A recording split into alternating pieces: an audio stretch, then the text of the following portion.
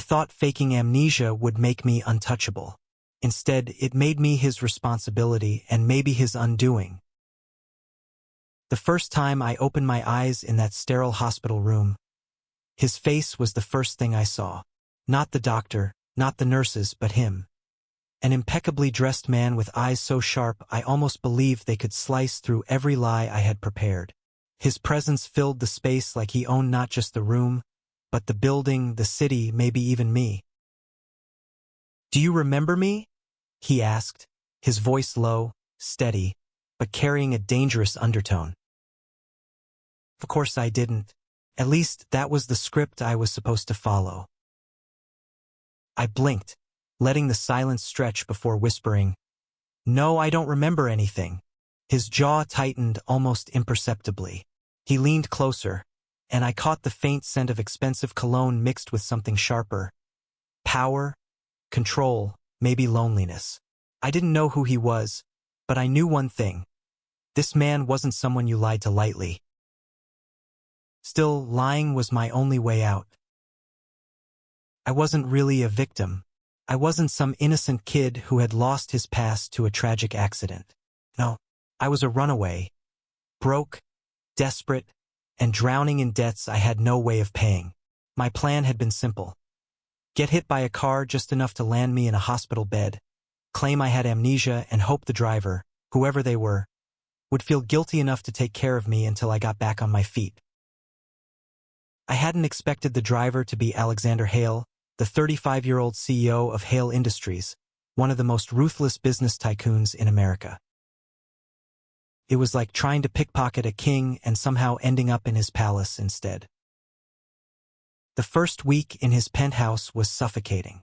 Everything was made of glass and marble, shining so brightly it felt like it was laughing at me. I didn't belong here. The clothes his assistants bought me still had tags worth more than my entire life savings.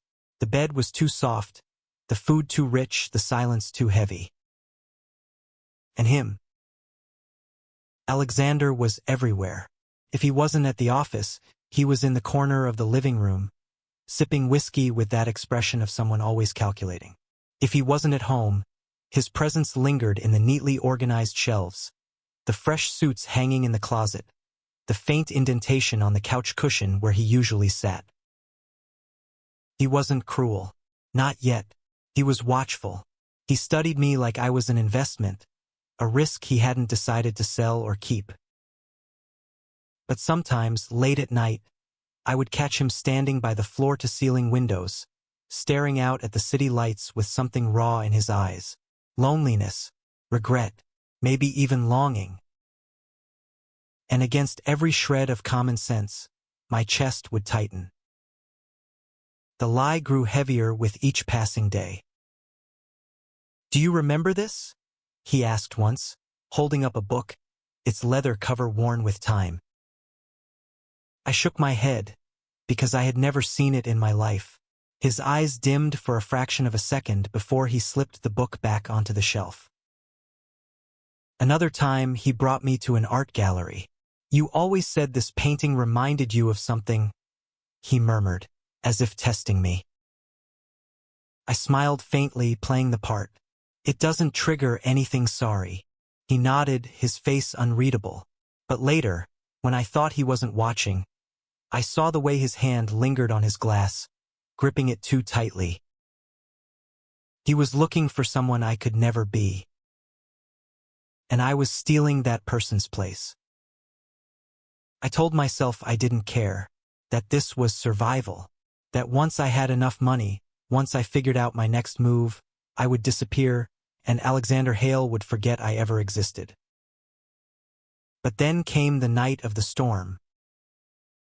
The city lights flickered, and the penthouse windows rattled with the force of the wind. I had been sitting on the edge of the bed, pretending to read a book, when he walked in, tie loosened, hair slightly damp, his usual armor of control cracked just enough to reveal the man underneath. "You're afraid of thunderstorms," he said quietly. I wanted to laugh, to deny it, but the truth was my hands were trembling. Maybe it was the storm, or maybe it was the weight of the lie pressing down on me. He sat beside me, close enough that our shoulders almost touched. For a long moment, we just listened to the rain hammering against the glass. Then, in a voice so soft it almost broke me, he said, "When I found you lying on the road, I thought I had lost you all over again." I froze. Lost me? Again? Before I could ask, before I could break the fragile moment, he leaned back, closing his eyes. Forget it. But I didn't forget. Couldn't. Because in that instant, I realized the truth. Whoever I was pretending to be, Alexander had already loved him once. And now he was starting to love me too.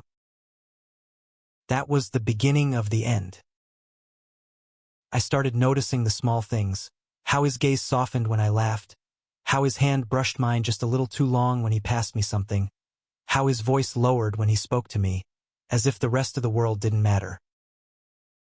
And I, the liar, the manipulator, the fraud, began to crave it. His kindness, his attention, his love. It was like standing on the edge of a cliff, knowing the fall would kill me, but leaning forward anyway because the air was too intoxicating to resist. I wanted him to hold me, to believe me, to forgive me. But forgiveness required truth, and truth was the one thing I couldn't give him. Not yet. One night, after a long silence, he asked, "What if your memories never return?" I looked at him, his face half in shadow, half in light. My throat tightened. "Then I'll just have to make new ones," I whispered. For the first time, he smiled. A real smile. Not the polished one he wore in front of business partners or the guarded one he gave his assistants. No, this one was for me alone. And it broke me. Because I had never deserved it. The deeper I fell, the closer I came to the inevitable collapse. My lies were a house of cards, and Alexander Hale was a storm I couldn't control. But somewhere in the middle of the deception, the guilt, the stolen moments of tenderness, I stopped pretending. I didn't know when it happened. Maybe it was the way he touched my shoulder, grounding me when the nightmares came. Maybe it was the way his voice softened every time he said my name. Or maybe it was simply that no one had ever looked at me the way he did, as if I wasn't broken, wasn't lost, wasn't worthless. As if I was enough. And that terrified me more than anything. The morning after the storm, Alexander acted as if nothing had happened. He sat at the head of the breakfast table, scrolling through his phone, his expression unreadable. I picked at the eggs on my plate, unable to taste anything but guilt. "Eat," he said without looking up. His voice carried the weight of habit, like he had told me 1,000 times before. And maybe he had. Maybe the person he thought I was once sat here every morning, smiling at him, eating breakfast without knowing it would someday be me, an imposter, filling that seat. "I'm not that hungry," I murmured. He finally lifted his gaze, pinning me with those sharp gray eyes. "You'll get sick if you don't eat properly." Something inside me twisted. The way he spoke, it wasn't casual concern. It was responsibility, attachment, care. Things I hadn't earned, things I didn't deserve. I forced a small bite into my mouth, chewing mechanically. He seemed satisfied and returned to his phone. But I couldn't stop staring at him, at the faint crease between his brows, the way his fingers tightened around his coffee cup. He wasn't as unaffected as he wanted me to believe. And neither was I. The days blurred together, each one pulling me deeper into a life that wasn't mine. We went to charity events where cameras flashed, capturing Alexander's hand resting firmly at my back. We attended dinners where people whispered, wondering if his long-lost lover had miraculously returned. I played my role perfectly, smiling shyly, answering softly, leaning on him just enough to make the illusion believable. But every smile cut me open. Every touch set me on fire. Because this wasn't an illusion anymore. Not for me. One evening, I overheard a conversation I wasn't supposed to. I had wandered into his study, drawn by the faint glow of light under the door. His voice was low, controlled, but strained as he spoke on the phone. Yes, the doctor said there's no record of permanent damage but the memory loss. He stopped, exhaling sharply. I don't know if I believe it. He doesn't feel the same. My heart slammed against my ribs. He laughs differently. He looks at me differently. God, sometimes I wonder if I'm losing my mind, clinging to something that isn't there anymore. There was a long silence.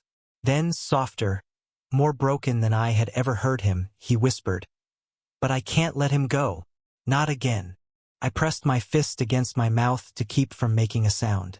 Tears burned my eyes, not from fear this time, but from the unbearable ache of what I was stealing from him.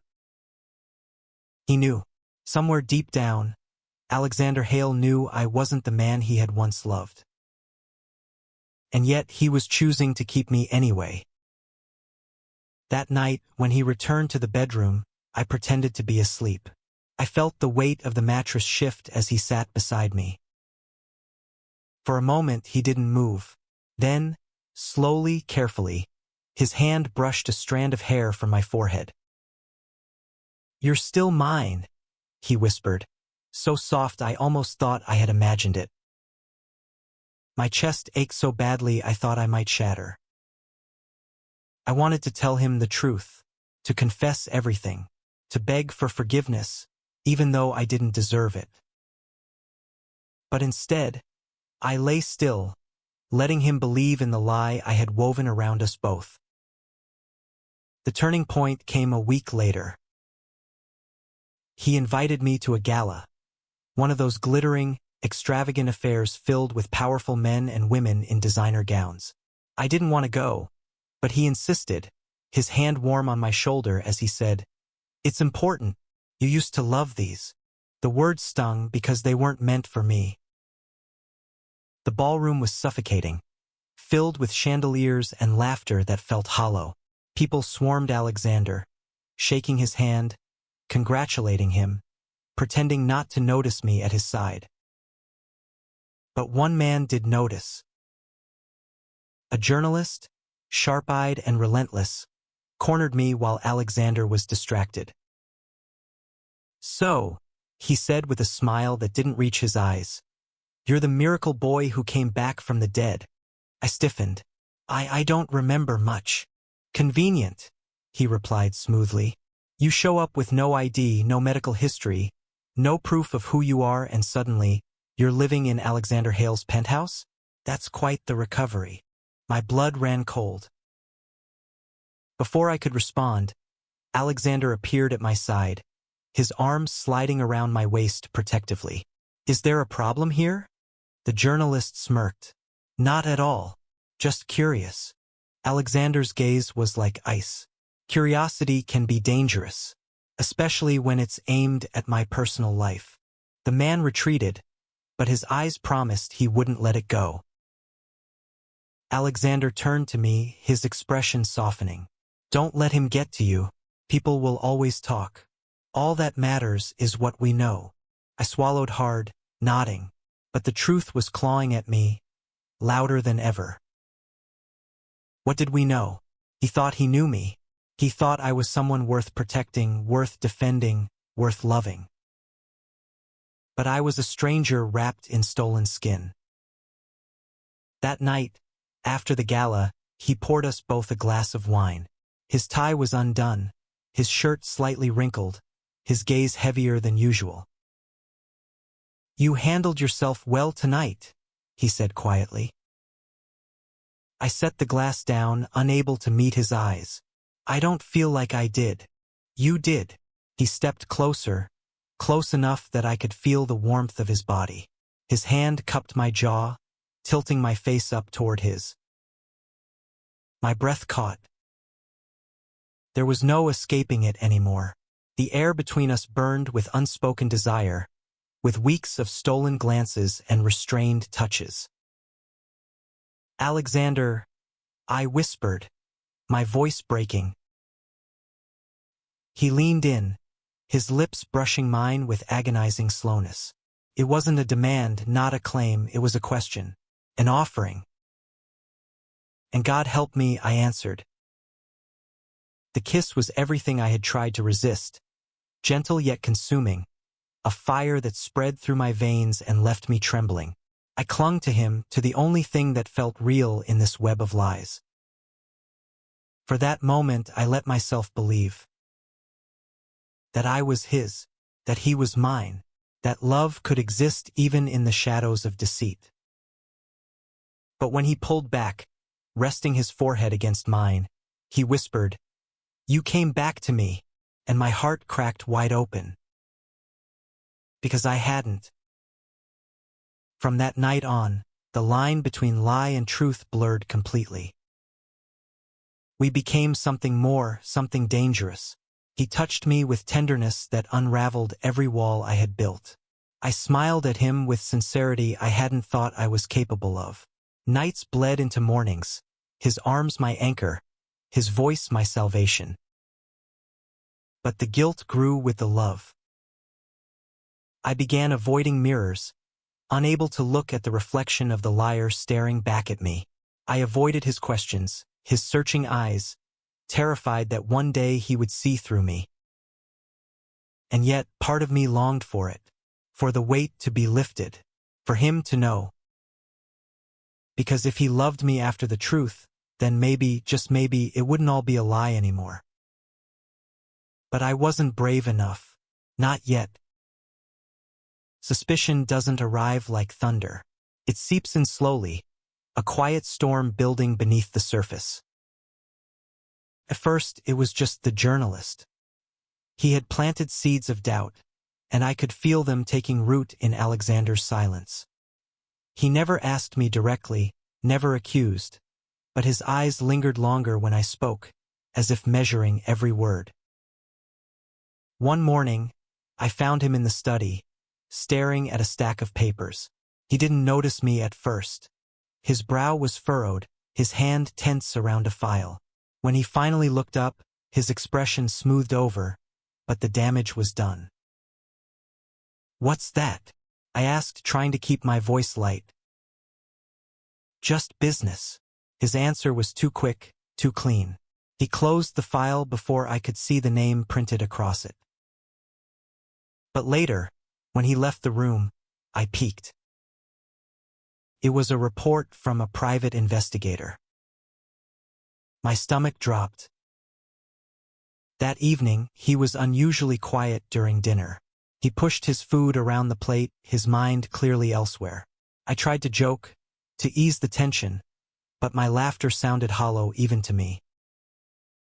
Finally, he said, "If there were things you couldn't remember, would you want me to tell you the truth?" The question froze me.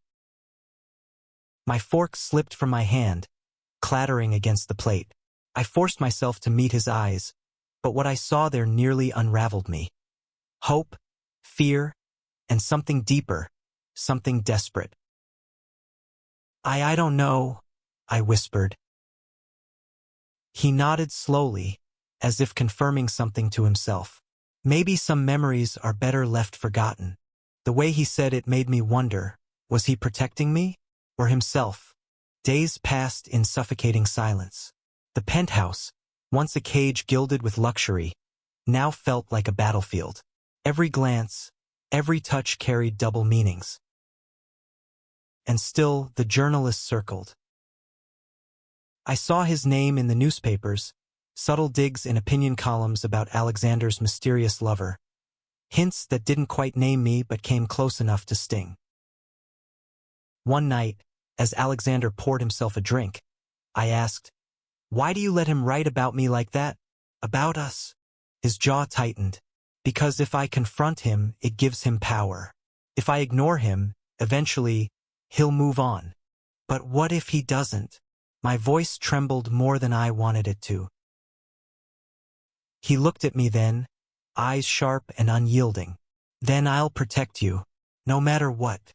The words should have comforted me. Instead, they terrified me. Because how could he protect me from the truth? The breaking point came 2 weeks later.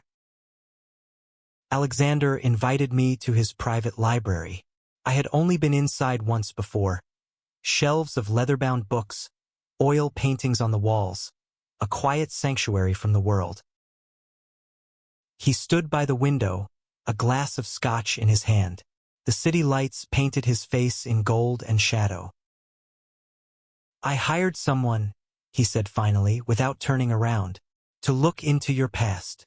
The air left my lungs. My body went cold. I needed to know.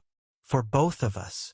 His voice was calm, but beneath it I heard the fracture, the strain. I forced my lips to move. And what did they find? He turned then, and his eyes cut straight through me. Nothing. No records. No name. No history. You don't exist before that night. The silence was crushing. I wanted to lie, to spin another story, to claw my way back into the fragile safety of his belief. But my throat burned, my chest heaved, and the truth clawed its way out like shards of glass. "I'm sorry," I whispered. For the first time since I met him, Alexander Hale looked lost. I told him everything. The debts, the desperation, the plan to fake amnesia. The moment I realized who he was and how I could use him. Every word tore me apart, but once I started, I couldn't stop. Tears blurred my vision. My hands shook. My voice cracked. But I laid it all out. The ugliness, the betrayal, the manipulation. When I finished, I couldn't look at him. The silence stretched. I braced myself for rage, for disgust. For the sound of the door slamming as he ordered me out of his life forever. But when he finally spoke, his voice was low, steady, and terrifyingly calm. "You lied to me." I nodded, tears slipping down my cheeks. "Yes. You used me. Yes. You made me believe I had him back, that I hadn't lost him again." His voice broke on the last word. I flinched, guilt slicing through me. "I never meant to." "Don't." He held up a hand, his control cracking for the first time. His eyes shone with fury and something far worse, betrayal. "Don't say you didn't mean it. You knew exactly what you were doing." I dropped my gaze, my chest hollow. "I did. First. But then I fell in love with you." The confession hung in the air like smoke. Alexander's laugh was bitter, sharp. "Love? You think love erases what you did?" "No," I whispered. "It doesn't. But it's real. Everything I feel for you now, it's real. Even if it started as a lie."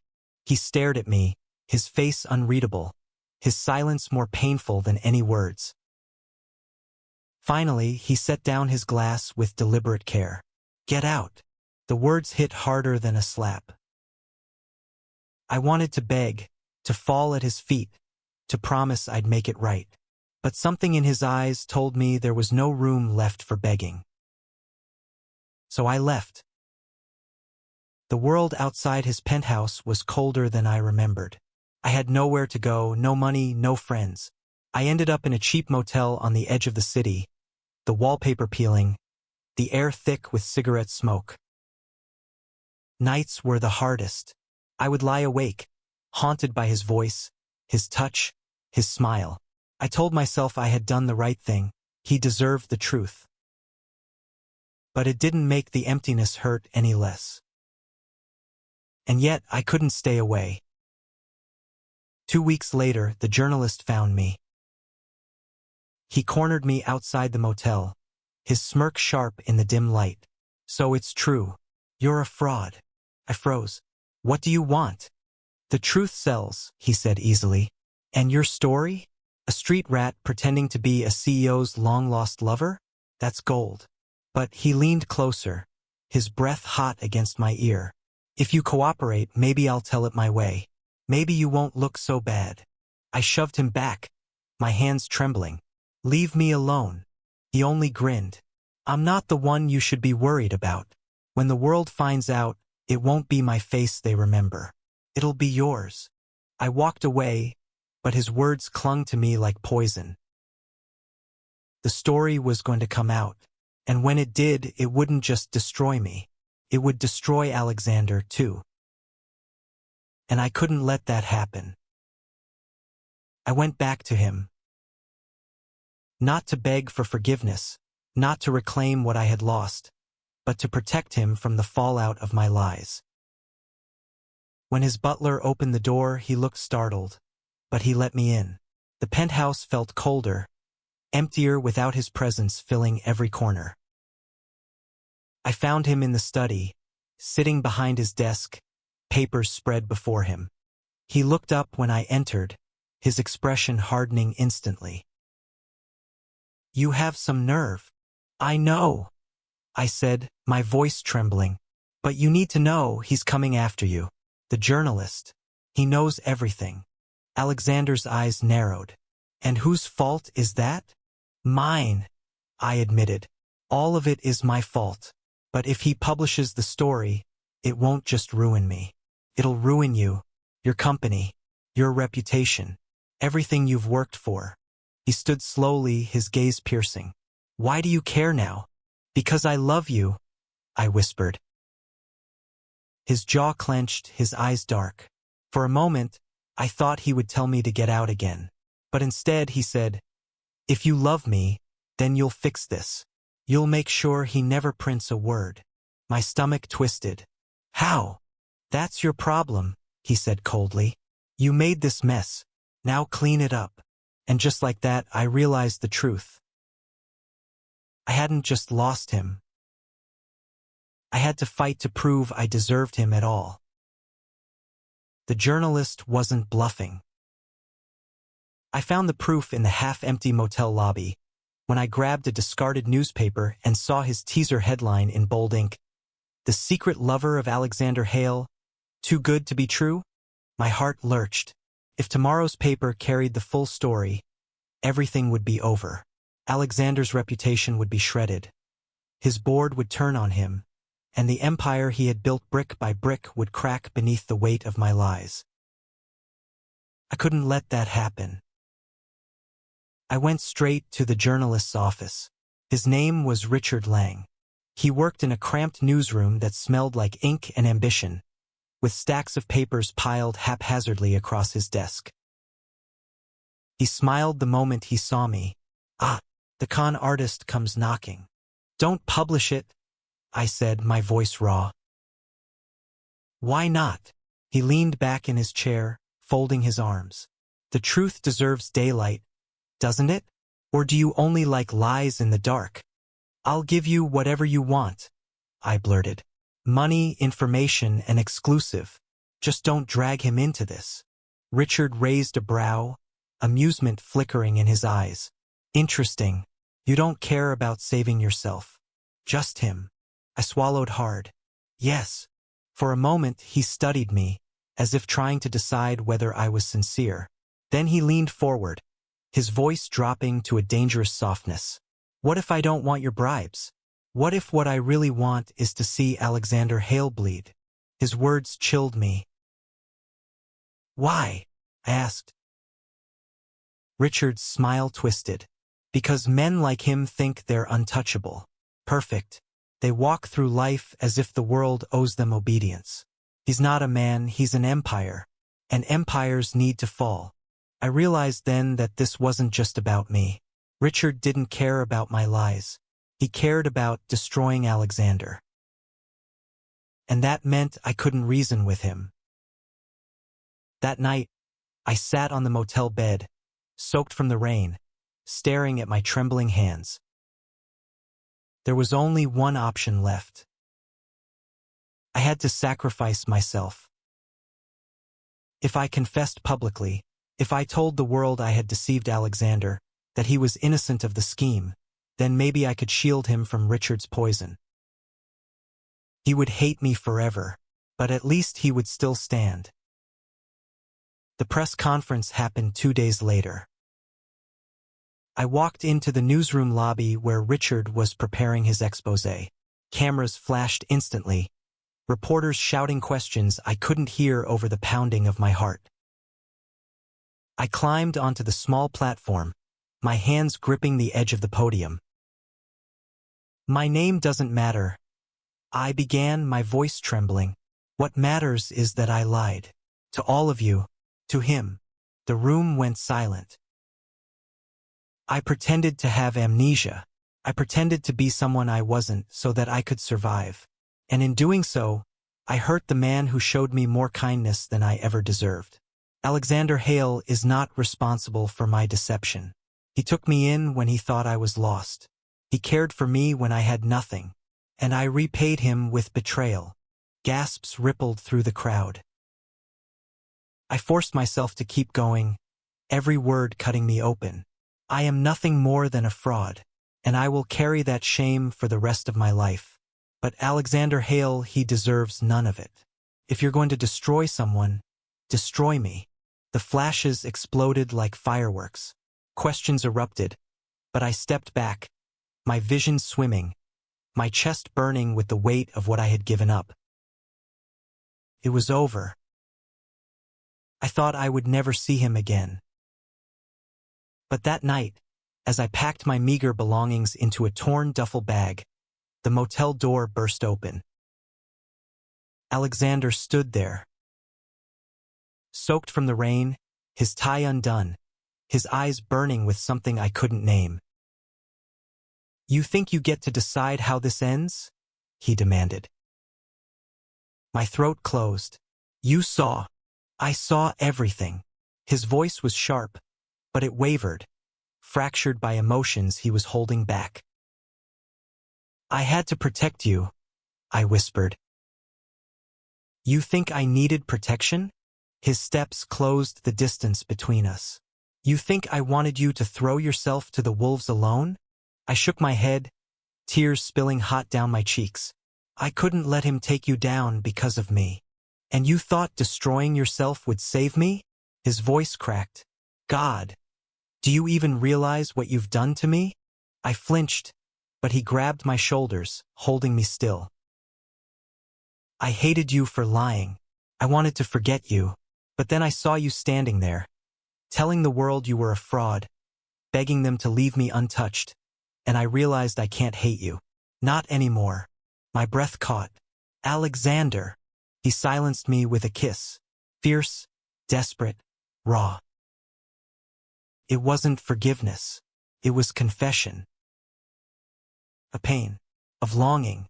Of love twisted into something neither of us had the strength to destroy. When he pulled back, his forehead pressed to mine. His voice was a broken whisper. "Don't you ever think you have to protect me by leaving. If I fall, then we fall together." My tears soaked his shirt as I finally let myself collapse into his arms. For the first time, it wasn't a lie.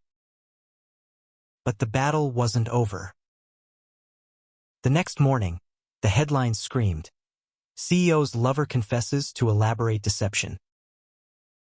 The board of Hale Industries convened an emergency meeting, pressure mounting for Alexander to step down. Investors panicked. The empire trembled. And through it all, he refused to let me go. "They can take everything else," he told me, his hand tight around mine as we stood outside the boardroom. "But they can't take you." My chest tightened. "I don't deserve you." He looked at me then with a fire that made my knees weak. "Maybe not, but you're mine anyway." And in that moment, I believed him.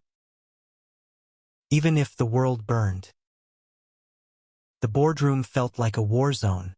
Suits lined the long mahogany table, their faces carved into masks of distrust. Alexander sat at the head, spine straight, gaze steady, his fingers tapping once against the folder of evidence he had prepared overnight. I sat on the far bench, half hidden behind a pillar. No one looked at me, at least not directly, but I could feel their contempt like a physical weight pressing down. "Mr. Hale," one of the older directors said, clearing his throat, "this scandal, this affair, has destabilized our stock by 12% overnight. Investors are spooked. We cannot afford to risk our future on sentimentality. Sentimentality? Alexander's voice was cool, but the sharpness of a blade hid beneath it. You're implying that I've lost my capacity to lead because I refused to discard another human being like trash. A few glances were exchanged down the table. Another director leaned forward. You've built this company on discipline and control.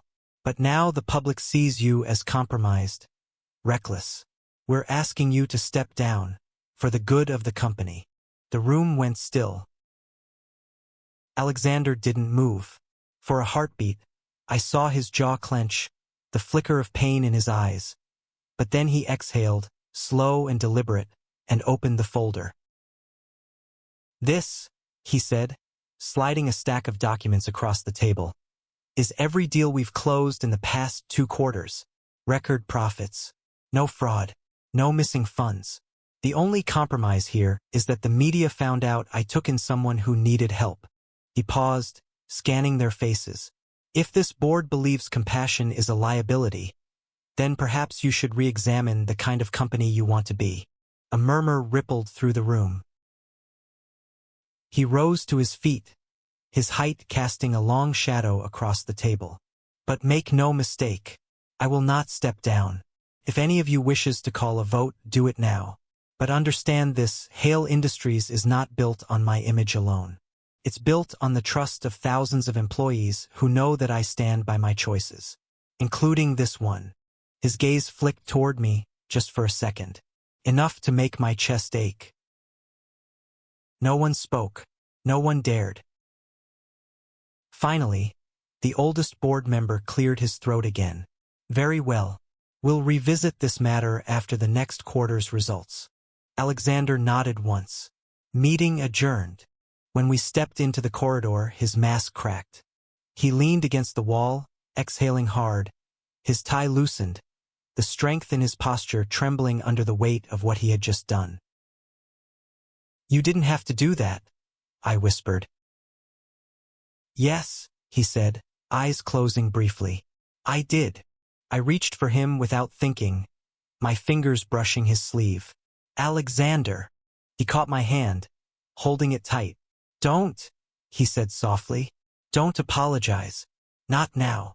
We stood there for a long time, silent. The sounds of the city filtering in from the glass windows. Traffic, horns, the low hum of life continuing. Then he said, almost to himself, everything's different now. I swallowed. Because of me. He opened his eyes and looked at me then, really looked at me, and for the first time there was no anger left. Only a strange, fierce tenderness. No, he said, because of us. That night he took me back to his penthouse. It didn't feel like the sanctuary it once had.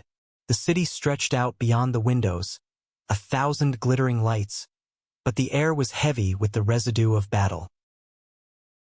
We sat on the couch, side by side but not touching, both of us too raw to know where to begin. I can leave, I said quietly, if that's what you need. He turned his head, his profile sharp against the city glow. Do you want to leave? My voice cracked. I don't know what I deserve anymore. He shifted, facing me fully. Stop thinking about what you deserve. Start thinking about what you want. My throat closed. I want to stop lying. I want to build something real, even if it's small, even if it's just us. For a moment, neither of us moved.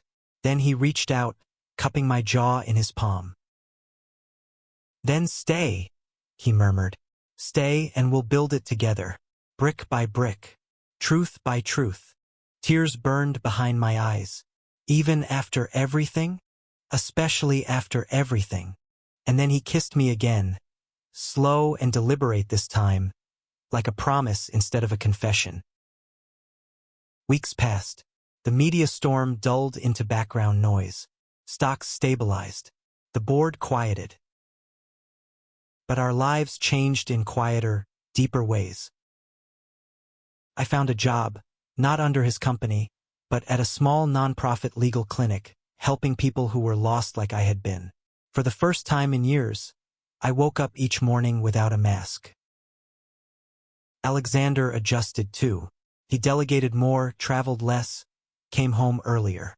At first it startled me. To see a man who had once been nothing but steel and ambition make space for softness. But then I realized it wasn't weakness. It was growth. We didn't become perfect overnight. We fought. We doubted. Sometimes the old wounds reopened, and I would find myself apologizing again, ashamed of the person I had been. But each time, he held me through it, steady as a lighthouse in a storm. And slowly, I began to believe him when he said I wasn't just a mistake he'd made. I was a choice he kept making. One morning, months later, I woke before him. The sun had just begun to rise, spilling gold across the bed. I watched him sleep for a long time, the lines of tension gone from his face, his hand still resting over mine even in dreams. The city outside our window was quiet, as if holding its breath.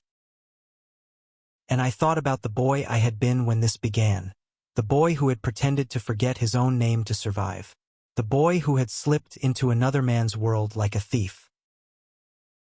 He was gone now. In his place was someone who had been broken open, stripped down and rebuilt, not by lies, but by love.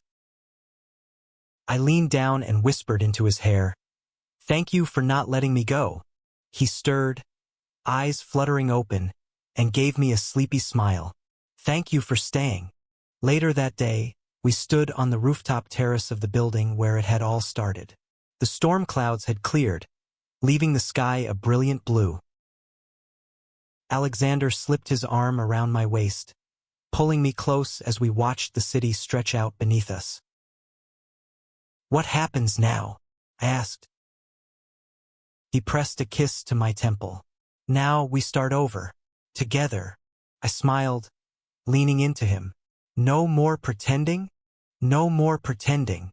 The wind tugged at our clothes, carrying away the last remnants of our old lives. Below us, the city moved on. Above us, the sky opened wide. And between us, there was only truth.